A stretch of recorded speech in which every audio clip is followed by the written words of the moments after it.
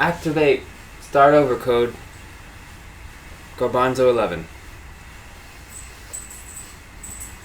No.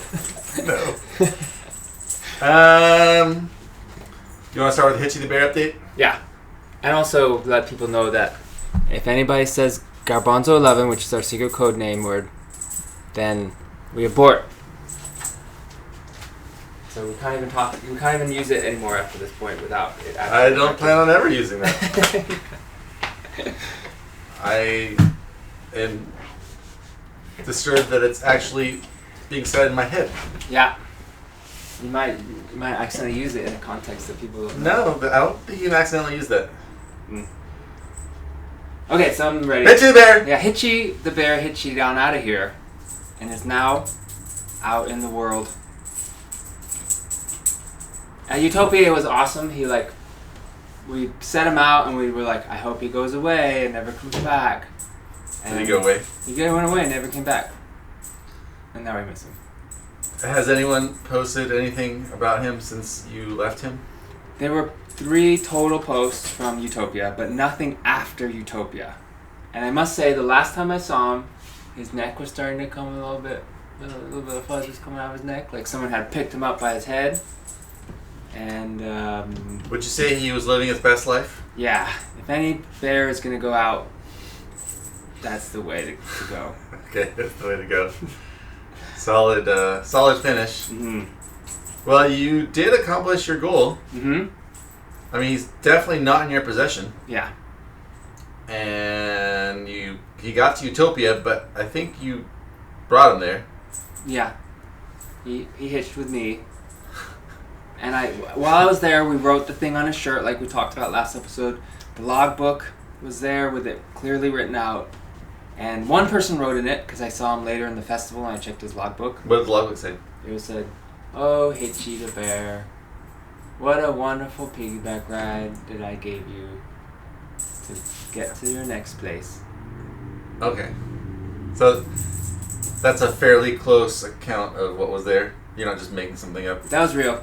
Okay. Yeah. It's documented on hashtag Hitchy the Bear on Instagram.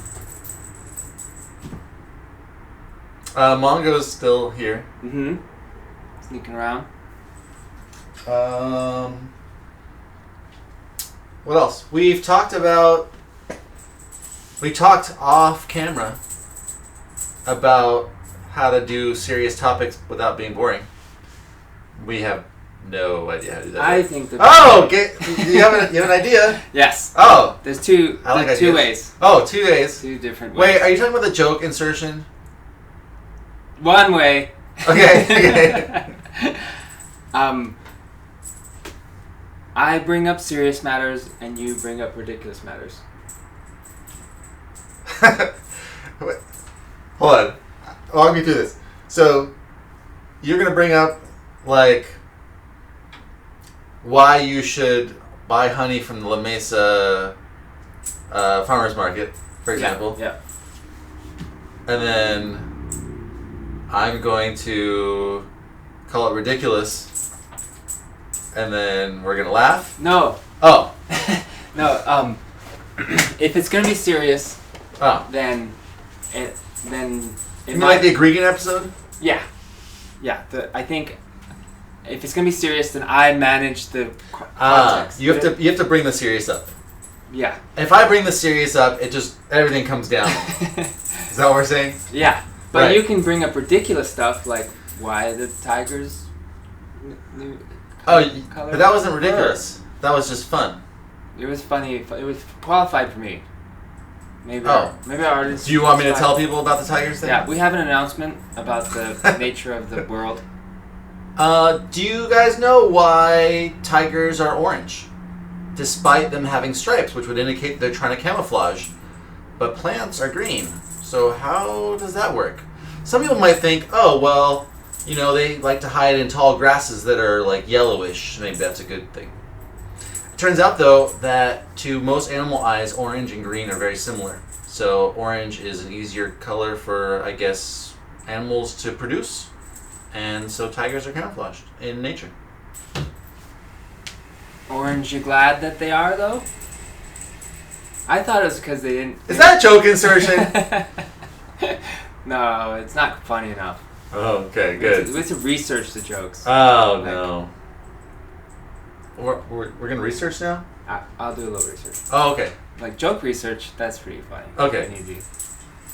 But I thought maybe that the tigers were just like camouflage is like fitting in with society. Like, you wear clothes that have some kind of style. They look like other tigers? Yeah, they're just conforming the style. Mm-hmm. But they don't have to be the color of their background because they're the predators. And so it's like somebody wearing a Hawaiian shirt. Uh-huh. It's kind of like, hey, I don't have to blend in. So, like, like a prey is like, hey, tiger, I see you. You're like, no. I'm not the tiger you're thinking about. I'm a different tiger. Like We're a okay. cooler tiger. And then, rah! That tiger's not even trying. They're not the normal type. Okay. Uh-huh. I thought predators get to do what they want. Like, the little Mongo What about Mongo? gets to do whatever she wants.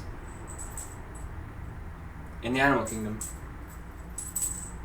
As long as it's against smaller animals. Yep. Yeah. And you can see she's practicing out there. So if I wanted to bring up a serious topic, I would have to, like, somehow give it to you to bring up. Yeah. And then you would have your own take on it, which I would disagree with. Yeah. And then we can go from there. Oh, okay. Uh-huh. So, misinformation is a serious problem when you run it through filters of people who don't actually have the intention behind what we want to have, but may continue to talk longer and make the sentence of the current subject long and interesting because it doesn't actually end at the moments that you might think it would, so you can't say anything until it's completed. It keeps going, Richard, and there's no period to allow this moment to continue to the next moment. The information gets missed because it was so far in the beginning of the title of this episode that we may have to change the actual title to make it fit. I can't believe you're still Which talking. is another way of misinformation because the original information has to be condensed and interpreted and shifted in a way that someone decides. And when they decide that... How do you know that the person that is sharing information with you is someone that should or should not be trusted, Richard?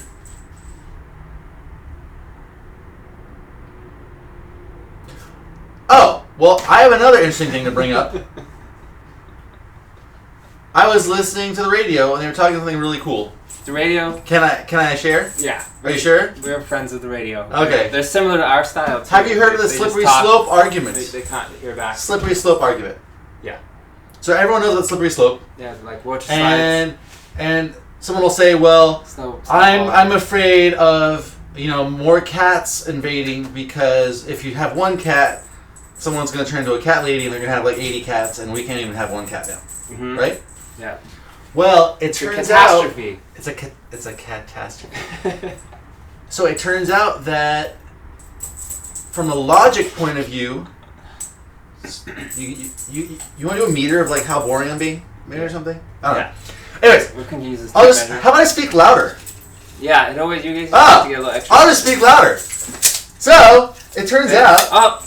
Oh. Is that nothing or a lot? That's nothing bad.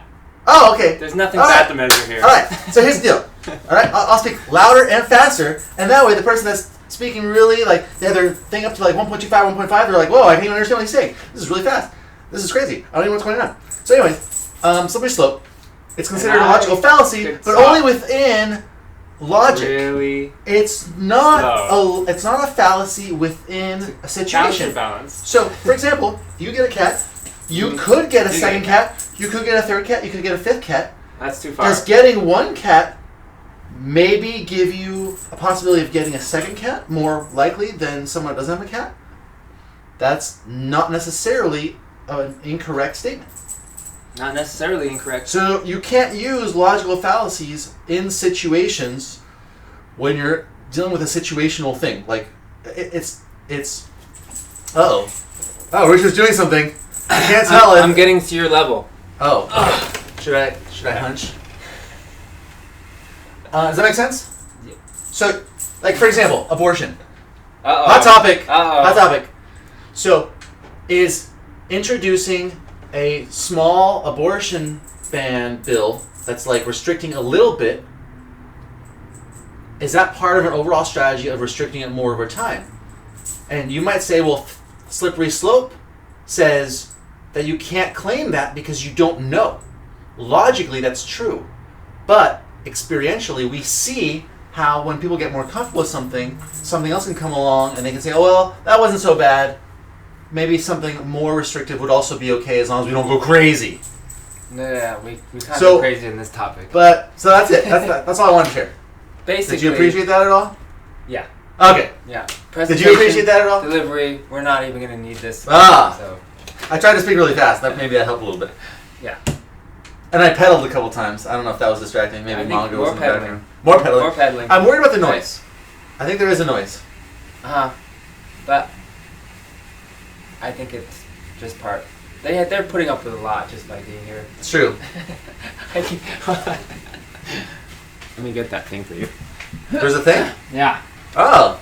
It hovers above it though. Okay. Is it backwards? Yeah. I think it's backwards. Yeah. That was much better. But I can sum it up with one title. Are you doing the goal? The goal? Are you trying to name the episode artificially? I want to slippery slope the title. Oh. All right. Ready? Mongo's ready. I hope you're not making it up in your head right now. Preempting, preloading vocabulary. Slippery slope does not necessarily mean bad. Because... This is our title? No. Oh, okay. Yes. But not with the no and the yes. Because that would could cause a slippery slope of misinformation that... Is our show a slippery slope into some kind of good or bad place? Yeah. Yeah. We could slip into nothing. We could slip into bad and then nothing. Assuming we're not already bad. Or could we slip up? We may be one of the first peoples to slip upward. To use the slippery slope to slippery slap sideways into a greater sense. Slippery slap sideways. It could get better. It must get better. Well, we hope you appreciate the cycle class, whatever that's called. Mm-hmm. We've slippery slapped up as much as we can. Slept up. Maybe you'll exercise with us again in the future. Yeah, and we would like to do a shout out to radio. They're also speaking. And not the radio? Yeah. Yeah, thank you, radio. You've been around for a long time. For a long time. Even though you're chock full of commercials. Or fundraising campaigns. Don't forget those. Mm-hmm. Yeah. We might. Might need a fundraising campaign. No. We might need to do some pre or post production before we start asking people for. Yeah. And special effects. We had our sign. Yeah. We lost that. We do have an animated cat. Man, that cat should really be the star. She's very animated. Yeah. And we're open to opinions. So, if you made it this far, we will talk about you in the next episode. Oh yeah, guests. If you write anything in the comments. If anyone wants to be a live guest or not live, you could be asleep. Yeah.